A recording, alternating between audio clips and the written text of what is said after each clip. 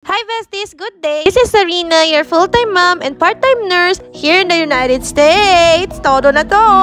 Medyo na-aksidente ako sa bike. Kaya guys, mag-ingat kayo. May black eye ako. Di ako makapasok. So, ang ginawa ko, pagtripan na lang natin yung mga luma kong videos. So, let's go back in time and explore America with me!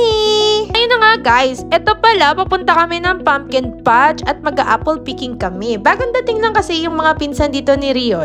So, ayan, nag-register muna ang mga person. So, eto yung itsura dun sa loob. Okay, sa mga nagtatanong, eto po pala is Jobert Farm. So, paparating na naman ng fall. So, it has a pumpkin patch and apple picking at the same time. So, all in one na to, mga guys. So, visit this if you're in Illinois. Sobrang worth it to, mga besh. Lalo na paparating na ang fall. So, ilista na yan sa iyong mga fall activities. So, maganda rin to pag may mga bisita kayo galing Pilipinas. So, ayan. Anyway, guys, bagong panganak nga pala ako niyan. So, eto si baby. Few days old pa lang siya. At eto yung first gala niya with family. At nagpapasalamat nga pala ako sa aking sarili ng mga panahon na yan. Kasi, nagre-record ako. Kasi iba na, guys, pag may memories, masarap balikan like this, diba? Ayun na nga guys, nag-decide ang mga person na kumain. So, kumain kami ng hotdog. Anyway guys, the best ang hotdog dito sa Chicago. Try nyo yan.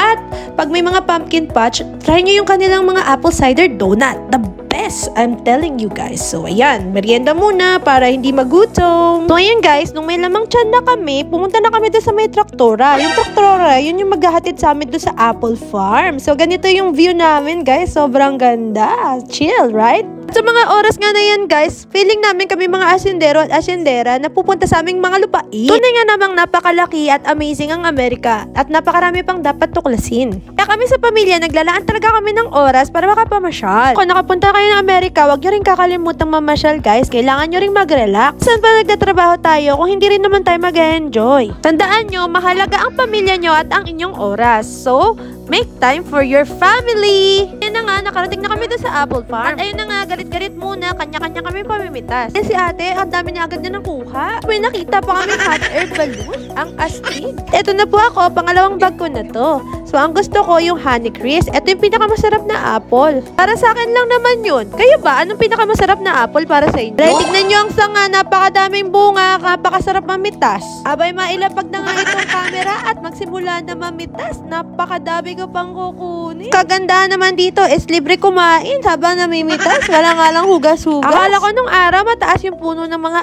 apple. Talanan kasi yan ng mga cartoons. Doon sa kanila mataas yung mga puno. Ganito lang pala. Anyway guys, di naman ako nagre-reklamo. Nakadami na ako. O diba? After nyan, we decided to go na kasi nakatulog na si baby at dumidilim na. So, inantay na namin yung shuttle pabalik. So, last trip na nga yan, guys. Overall, napakaganda ng aming apple picking. Nakadami kami ng kuha at nakadami rin kami ng experience. Ayan, napakaganda ng sunset. Ganda, guys. Nandito na kayo sa Amerika, guys. Try nyo rin tong mga apple picking. Napakasayang family activities at maganda rin para sa magtutropa. So, bago kami lumabas ng Joberts, dumaan kami dun sa kanilang supermarket. Kanilang supermarket, marami kayong mabibili. Kasama na dito yung mga apple na napitas na pag tinatamad kayo mamitas. Pero mga paborito ko talagang bilhin dito is yung mga apple butter, blueberry jam, strawberry jam, at kung ano-ano pang mga jam, guys. Napakadaming jam. Tapos mga rep magnet at iba pa. Try nyo talaga guys, napaka-interesting sa mga ganitong supermarket. Yun na nga at nag-finalize na kami. Ang dami naming biniling apple cider juice. Kaloka. So overall, it was a nice day here at Joberts Farm. So lalagay ko na lang po yung link ng farm mismo. So thank you for watching my vlog. See you next time. Bye! God bless you!